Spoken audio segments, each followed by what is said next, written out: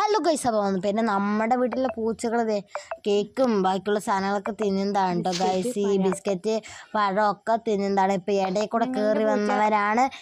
ഇടയിൽ കൂടെ കയറി വന്നവരാണ് നമ്മുടെ ഡുണ്ടുമണി. പിന്നെ ഈ ഇരുന്ന് തിന്നുന്നതാണ് ഗൈസ് നമ്മുടെ കിച്ചുവിന്. കുഞ്ചു കൂടി വരാനുണ്ട് കേട്ടോ ഗൈസ്.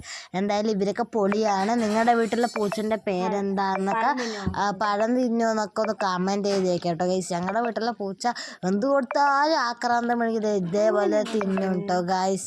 അപ്പോൾ ഇവരൊക്കെ അടിപൊളിയാണ്, എന്ത് കൊടുത്താലും തിന്നും. പിന്നെ ഭയങ്കര സ്നേഹമൊക്കെയാണ്. അവരെ വളർത്തുന്നത് എൻ്റെ മേമയാണ് ഗൈസ്. അപ്പോൾ മേമനോടാണ് കൂടുതലായിട്ടും ഇവറ്റകൾക്കൊക്കെ സ്നേഹമുള്ളത്. എന്ത് കൊടുത്താലും തിന്നും. പിന്നെ കിടക്കുമ്പോഴൊക്കെ ഒപ്പമായിട്ടായിരിക്കും കിടക്കുക.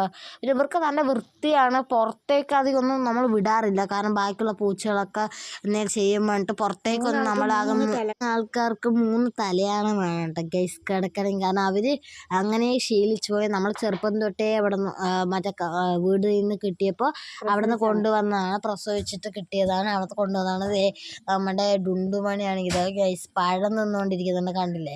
എല്ലാവരും ഭയങ്കര സ്നേഹമാണ് കേട്ടോ ഗൈസ്. ഒരു പൊളിയൊക്കെ എടുത്ത് വെച്ച് കൊടുത്ത് ആരൊരു മറ്റുള്ള പൂച്ചകളാണെങ്കിൽ ക്യാമറ ചണ്ടയുണ്ടാക്കും. ഇവരതൊന്നും ചെയ്യില്ല.